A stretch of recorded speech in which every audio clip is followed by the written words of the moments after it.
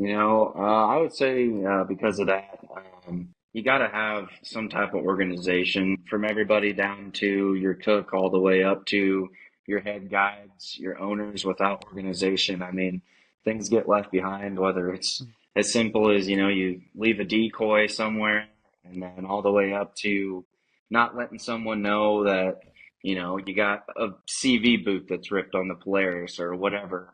At the end of the day, being well organized, everyone knows exactly what they need to do. You gotta keep some type of organization. Not only that, but you gotta communicate to everyone, make sure everyone knows what's going on, whether it's good or it's bad.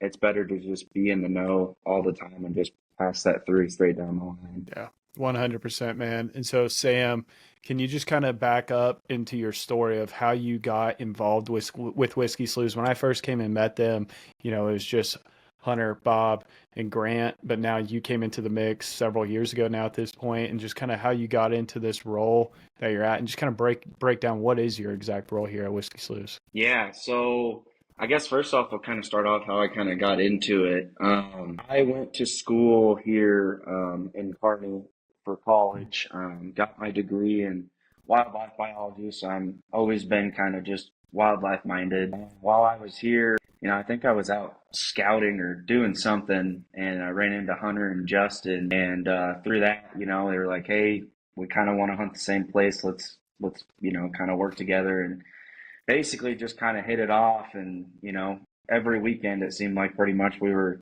doing something. We were going hunting, doing something, going before classes or whatever. And so that's kind of how I met those guys. And that bond stayed strong. Obviously, they kind of kickstarted the whole operation.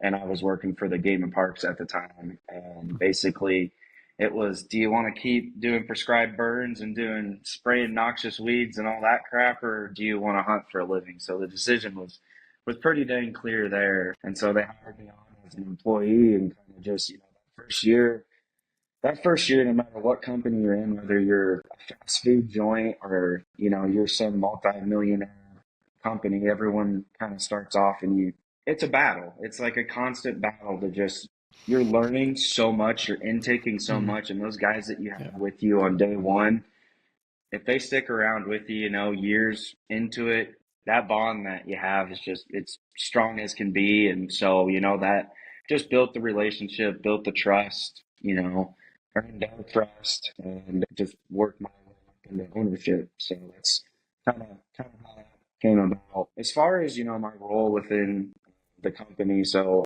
I take kind of the COO figure, and so I do everything from, I mean, really, it's kind of a jack of all trades in a way, managing day-to-day things, whether, a lot of things inevitably break. We're hard on a lot of gear. And so, a lot of it's just fixing up things, keeping things organized, keeping our trucks clean. We just bought a new lodge, so a lot of that entails making sure the lodge is clean, everyone's on top of that. And just, relaying whatever happens on a day-to-day basis with our employees and just moving them upward, whether it's, something I just need to let Hunter know about, or I need help with a project. Basically, it's just whatever needs to be done day to day. And there's a lot of different things that can entail brushing barns, the whole man. So I got you. And so are you managing a team of people that are helping underneath you? yeah, so we have, Hunter, how many, we got what now? Well, with the new one we just hired, what, Six or seven employees now, including 6 our to 7. cook. We just hired a scout, and then we got a full-time guy. Connor does Connor's the some of marketing director. stuff. So Yeah, yeah. there's a lot of us. So Sam, on your role, like with your day to day, with everything you do with us, for other outfitters, for everybody else, how expansive like is your job actually? Like, with all the stuff that could be broken, all the day to day tasks within the company, trailer maintenance, you have all of that different stuff that you do. How expansive is it actually? It's super expansive. Like most of the time, it's hard to just, for me, it's hard to make like, Hunter, this, it's hard to make like a full week that's just set out. I'm going to do X, Y, and Z, because it just changes so much on a day-to-day basis. Like for example, today I was doing a lot of just cleaning around the shop. Well, yesterday I was out on the river, helping build dog blinds, and, just getting everything brushed up, all of that. And so it's just a game of, truthfully, it's a game of prioritizing what's most important and getting that done and moving on to your next task. And then obviously things just kind of pop up as they go. So nail in a tire, whatever, lights not working on a trailer, you know how that is. Things just happen. Right. So Sam, like with all those different moving parts and kind of like you said, like there's always something that's going to come up. Like there's, you can't predict like the nail in the tire, the light going out. How do you prioritize? How do you prioritize all these different things that you have to do? Like, how do you decide like this is the thing we're going to execute on right now? Yeah. So to be able to prioritize things, it just comes down to communication. So like every week, our entire crew, every Wednesday, all of us owners meet first, and usually that's when we'll talk about, hey, this is what needs to get done in the next week. And, that's where I can kind of start shifting my mind and thinking, okay, here's what needs to be done earlier on in the week, what I can put off. And then we roll our employees in after we do our owners meeting. I can talk with them, see where they're at on the week. And that kind of helps me organize things throughout the week. Gotcha. Is there a place that you're like keeping note of all this stuff? Like, is it a phone note or do you have like a piece of paper you carry around with your to-do list? Yeah, so we have a calendar app that we use. And so basically what we do is we just fill that out for everybody on the day. And we try to do it as much as we can in advance. But basically everyone knows what they're doing for the next day. They can look at it in the evening or whatever, see exactly what they're doing, talk with me if they have questions, talk with Hunter, whoever. So, that's kind of just how we keep things detail oriented, is just keeping it in a calendar. And then just, those side things where it's like a certain project where I need certain things, that's when I'm throwing stuff into my notes and doing stuff like that. I got you. And I have one other kind of follow-up question before maybe one of y'all jump in, but for me, like, we have people that come onto our team and they're new, like y'all are constantly kind of expanding each year. When I talk to y'all before I come out and hunt with y'all, there's someone new that's joined or a couple people who have joined. How do you go about like letting go of task? Like, like, hey, if I do that, it's going to get done right. How do you like get that trust to be able to hand that stuff off and know that it's going to get done? That's a good one. I think a lot of it just comes down to putting the time in with a person. Like here we like really hammer home that, if you're working for us, you're family. We try and take care of everyone mentally, physically, make sure everyone's good. And so just building that bond before you even start working. Like, for example, like our new employee that we're having come in October, he came down just this last weekend and just hung out with us for the weekend, just get the vibe for everyone. And I think, to me, that goes a long way. It's just knowing what someone's about, knowing their purpose. That's kind of how I gauge someone and how I'm able to trust someone, just physically putting in the work, seeing what you can do. Okay, I feel comfortable. I'll let you go do your own thing. I trust you to get it done and get it done right. Yeah, I got a follow-up question, because Hunter, it really all starts with you. So I'd like to hear if you have an example of what were you reluctant to let go of to kind of give Samuel ownership of it, and like what did you feel afterwards? So I was even gonna step off what Sam was saying too, so this is perfect. But like for me, as for like letting go wise to step down, it's it's the day-to-day stuff. I mean, sometimes it's fun in a way to get out of the office and go work on a trailer or to go brush a blind. It's, you know what I mean? It's good to be hands-on. It's good to do that stuff. It's good. I like scouting, right? Scouting's not really a CEO style job all the time. You know what I mean? Sometimes there's more important stuff, but I still like to go scouting. Hunting, even. I don't get to hunt as much anymore as Sam does. Sam gets to hunt every day. I don't. And it sucks because that's the part that was really tough, was letting go of that. But then to step off of that, even with Sam, with our other owners, with all of our employees, everybody has a niche in an area that they're good at, right? Not everybody's going to be good at fixing trailers. Not everybody's going to be good at fixing trucks. Not everybody's going to be good at cleaning trucks or fixing decoys. Some people, everyone's brain works differently. Everyone's train of thought goes differently. Everyone's prioritization list in their head is different. Everyone's wired extremely different. So you have to figure out what those people are good at and send them to go do tasks. If it's a task that needs to be more thorough, some of our guys are more thorough than the other. And there's nothing wrong with that. That's just how it is. So if we need a super thorough task, a super complex thorough task, sometimes we'll send one of our guys versus if we have a task that we just need to get done, it'd be better for the other guy because the other guy likes to be able to keep things simple. It's like there's nothing bad about that at all. That's the glory of life, is that everybody's different. It's just you have to know how to harness that person and put them in the right position to where they can succeed. If you don't set your employees or even your coworkers, if you don't set them up for success, all you're doing is getting them failure. You have to put them in a position to succeed and harness their strengths and use it to the best of the company's ability.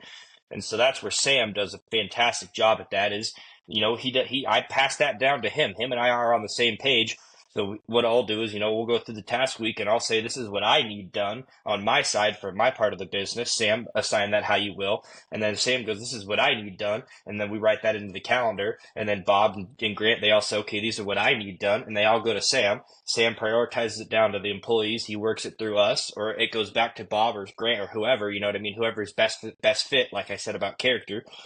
And then after all of that's said and done, at the end of the next week, we can all look back and go, all right, well, Sam got with me. Sam let me know that this was done. I'm able to check this off, and everything flows and gels together. And because of that, we have the efficient system that we do. But again, and I'm sure you'll get into this next, that doesn't come without some hiccups. There's not bumps along the road there. So yeah. And going off those hiccups, so like y'all have tasks that could really cost your business. Like, one of the best things that a guide can have is LTV on a client, someone who's going to come back, that lifetime value. So like Sam, you said y'all are bringing on someone who is going to be your scout, your full-time scout that's going to go out and do that. If they don't do a good job, that could really hurt your business. How do you go about coaching these people when they do mess up? What is your approach? What's the personality that you bring to the table to be able to do that so that they can feel comfortable and not feel like, hey, I'm just a screw up around here? Yeah, no, that's a great question. The way I look at things, and this is passed down from like coaching, like football or being coached in football and sports and stuff, is it's like, to me, as long as you're giving 100%, you're going 100 miles an hour. If you screw up, I can work with that. I know you gave it your damn best. Like, at the end of the day, I can live with that because that's fixable. Those things are coachable, fixable, but it's another thing when you're giving it half effort and you'll get the result, and so it's like finding that fine line between the two and giving constructive criticism when it's needed, or praise for just, I know how hard you worked, and that happens all the time, even when it just comes down to, building a blind, a lot of times it's like, you have a perception in your head that just sometimes you can't quite portray to them, and it gets done, and it's not done the way you like it, but at the end of the day, they're giving what they got, and so you just finding that line between the two. Yeah, it's all about balance, right? Because when you have a vision in your head of the way something works, and it may not turn out exactly that way. But if everyone gives 100% effort, the balance is like not going overboard, because you have to accept the fact that, like, yeah, if I would have done this all by myself, maybe it would have been perfect. But in reality, business is far from perfect. And that's what makes it work, is the fact that you can move on to the next thing and not, harp so much on how something could have been better and kind of like play that over in your head. The big thing there too, you have to pick your battles. Some hills are just not worth dying on. You know what I mean? Yeah. Some things you gotta just stop and go, you know what? They made a mistake and they screwed up, and that's that. And that's one of the things I've learned doing my job, and I'm hoping I have passed down to everybody else, is that you're gonna get pissed off, you're gonna get angry, you're gonna see some shit that's not gonna make you very happy, and you're gonna want to go all half cocked, and you're gonna want to let them know, right? Or even if you're not even half cocked, even if you just want to go be firm with them and tell them what's up, some of those hills are just not worth dying on, because all you're doing sometimes, if it's something that's super minor, you could demoralize them, you could bring down their drive, you could upset them, you hurt their feelings. And it's like, you can't do that all the time, because if you keep tearing them down, it's just that much harder to build them back up. Whereas if you take it more of a stair step, where if you build them up and then you dip down and for some criticism, but then you take them back up afterwards, you're going to the ceiling, you're going to the sky. And that's Sam's leadership there is incredible. I mean, I'd encourage everybody to take a note out of Sam's playbook about how he handles adversity with our employees, because like I said, shit happens, and Sam knows exactly which hills to die on and which ones to let. Yep. And Sam, so with that, sometimes the relationship that you have prior to working with someone can be a hindrance or it can help. Your brother works directly with you, doesn't he? Yeah, your little brother. Your little brother lives with you and y'all work together. I wanted to hear how you handled that, because I think in this industry, like, it is common to have relatives work with you. It is common to have siblings or kids work with you. I wanted to hear what's the difference in that, and like, how do you balance, like, oh, he's my brother, but also he works for me. Yeah, it's, it's, again, man, it's even more of a fine line with him, where it's like, I'll get after him a good bit just because he's my brother. If he's doing something wrong, like, I'll definitely let him know. But I mean, at the end of the day, it's when you have family, obviously, I mean, no beating around the bush. It can make things more simple, like you said, or it can make things more difficult, because it's like, man, when things are going good, it's like we have the same interests, the whole nine, and it's like you're on top of the world. And on the other end, when things are going wrong, it's like, it's tough. You got to pull it out of yourself to just be like, hey, you screwed up, And, we get into some arguments and whatever else, just happens. But I feel like the transition's been super smooth and everything for him, because there's a lot of things that I understand with him that, maybe Hunter doesn't understand or Justin doesn't understand, even all the way down to a personal level, And so I feel like that goes a long ways. And I try my best to do that, not just equal or pull him aside and, just try to cater to him. I don't try and look at it like that. I try and give that same criticism or appraisal to all of our employees. And so, again, riding that line. Yeah. One of the things that I've noticed about, like, whether it be hiring or working with your friends or bringing in someone that, is within your network, or a sibling, is you kind of have that built-in trust, but you can't only trust them. You got to be able to trust everybody. And a big part of leadership is giving that freedom to realize, like, hey, like, if they screw up, like, it's, yes, I'm going to have a conversation with them, but all they want to do is have that trust to know that, like, the next time, you're not going to withhold from them just because of what happened in the past. Right. And I also think it's a respect thing, not just for my brother, but everyone. It's like, if at least, this is how my thought perception is when it comes to things like this. If you're going to be a leader, you're going to step up, you're going to do things, and you're going to be right there with them doing the same thing. Who doesn't want to go die on a hill for someone that's going to be doing those things as well, going through the same battles. But, just being right there and helping out where it's needed, gaining respect is huge. Yeah. The concept that I thought of earlier when you were talking about, like, kind of stair stepping, and then, when you got to bring them down to earth a little bit when those tough conversations happen, the concept is like, they call it leadership capital. And every time you are doing something to build them up, you're making a deposit. And if that bank is empty, then when you ask for something that you really need, or maybe it's a really tough ask, then there's nothing there.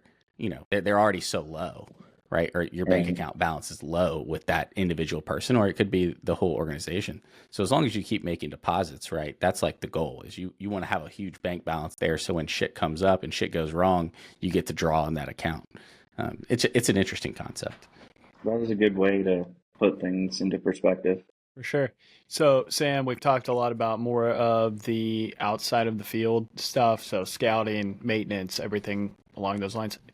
Renovating y'all's lodge, I'm sure, was a huge task this summer for you. But now that it's hunting season, what does your day-to-day look like getting out in the field, stuff like that? And what is your role kind of out in the field? Yeah, so Right now, since we're doing pheasants, I'm doing a lot of the hunts just because I got our company dog living with me and I work with him all summer. And so, I mean, right now I'm just pretty much hunting every day. But, once we roll into the heat of our waterfowl season, it's really just, you almost go from this early season time, we're still getting blinds ready, we're getting leases still figured out, things like that. And so it's like it's a tough part of the year, really, truthfully, because it's Okay. you gotta get your hunts in, you gotta, spend the time with your clients, build those relationships, all of that. And on top of that, you got, getting your work done at the end of the day. Once we kind of roll into like waterfowl season, it shifts more into like what Hunter and I call like more of like a maintaining mode. So like come waterfowl season, it's scouting, hunting, and that's how it's going to be for me pretty much throughout the entirety of that. But also along with that is just maintaining. So making sure, checking in on things, checking in on all of our vehicles, all of our side-by-sides, all of our trailers, just like we kind of talked. But even more so being more detailed just because, you're getting later into the season, you're just hard on equipment, making sure things are organized, passing that down to the employees, kind of overseeing them as well. But it just kind of turns a little bit more into maintaining, because at the end of the day, you gotta choose where you're putting your resources into wisely, because I can't just spend all day in the shop, not conforming, not doing anything with the clients. And so it's, just finding that balance again, just finding that balance. Yeah. So you kept bringing up like getting deeper and deeper into the season. And one topic that I felt like really needs to get covered, and especially in something like where your role, where you're having a direct impact on y'all's employees and even yourselves. But the later guides get into the season, just the deeper into the grind it is, like the season is not easy. You're having clients rotate in and out, and you have stuff breaking. Birds are getting stagnant maybe at the end of the year, whatever it might be. How do you keep your team motivated as you're getting later and later, and they can kind of see that light at the end of the tunnel, but you still need to finish strong? Right. A big thing, big proponent, is when we meet on those meetings, like obviously we talk about, what went good, what went bad, right? We always talk about that. What can we fix? But a huge thing for me is riding those highs, because there's so many highs and lows in this. What you see in a field one day isn't necessarily what's going to be there the next, right? Yeah. But when you get those wins, like enjoy that, like take it in, take a moment to just like realize, think about yourself, 5, 10 years ago, being in the position that, I'm in now. I get to hunt for a living. I get to meet people from all over that share the same passion as I do. And so like when things go well, celebrate that, celebrate it with everyone. Let them know that what we did collectively was a good thing. And, you have to ride the highs, because if you don't, and, even if you have a good win and something goes wrong and you just beat yourself and wearing yourself and you're already tired, cranky, whatever's happening, right? It's going to wear on you if you don't just enjoy the little things. Yeah, 100%. My last question for you is, why do you do what you do? You're a hard worker. You care a lot about the details of things, like you even mentioned, like a CV boot on your side-by-side getting ripped. Like that's something I could easily overlook for months on end. Why do you care so much about the details, and even when you're in the field and outside of the field? Yeah, so as far as just being detail oriented, I care about it because at the end of the day, when you're detail oriented, I mean, that's how you avoid the mistakes, right? Obviously, mistakes are going to happen, but not only that, but the bigger thing is, if I know that I'm doing literally everything that I can to make sure things go right, at the end of the day, I can live with that when, things go wrong, right? So if I know I'm giving these clients everything, whether it's, scouting, the hunt itself, just being personable with them, the whole nine, right? That's how you get those rebooks. That's how you get people coming back. That's how you build friendships, right? Social networking, the whole nine. I mean, you got to be detail third oriented to just keep building upon itself, keep finding success, and just to avoid the small little mistakes or things that you're going to miss, the little errors. I've got One last question. So paint a picture of another outfitter, and there's been some tension in prior seasons between the owner and the operator. So maybe it's the owner and the head guide, right? What is your best piece of advice to them getting things worked out before the season starts, and how to kind of like start to build that relationship back up? Yeah, so I would say the biggest thing is to just start and communicate what's what's irritating you, what's going on. You got to know, you got to be upfront. It's Hmm. really easy to, I do it. I do it myself. It's easy to sugarcoat things, because at the end of the day, I'm kind of more of a little bit of a people pleaser than some of us in our group, I guess. But it's just how I am. But at the end of the day, you have to be, blunt in a way. Just clearly, concisely explain what's going on. And a lot of the times, it's so much of what happens, what frustrates people is they don't understand. They just don't. It's not being communicated effectively, and Hmm. so that's kind of how, for example, like when we first started the business, like a lot of us, when we were running full bore, it was like I didn't quite, we didn't have a system, and so I started to respect what Hunter does. I started to respect what Justin does, Grant does, and I learned, and so just learning exactly what they were doing, communicating with them, that helped me to get over the hump when, I thought someone was doing something wrong, just communicating. Communication is just, that is the biggest thing that will forever and ever and ever be a part of this company, that will be preaching, you know, the whole way through. Hmm. Yeah, couldn't have said it better myself. Hunter, do you have any questions, brother, before we hop off, or anything you want Sam to cover? I think he's done great. I think we got it all. I'm good. Perfect. Logan, you? Nope, it's all good. Awesome. Well, cool. Well, Sam, thank you so much for hopping on the podcast. You did an awesome job. I loved how you broke everything down. We're so thorough with it. I think it's going to be a super helpful podcast for people that have roles that are just like you, or outfitters that have people in roles that you're filling right now. So yeah, anyone, if you're listening to this podcast and you enjoyed it, it was helpful, please share it with other people, leave a review, subscribe to the podcast, whatever it is on those platforms that you're listening to. And yeah, Sam, thanks again so much for joining us, and thank you all for listening, and we'll see you back next week on the GuideTech Podcast.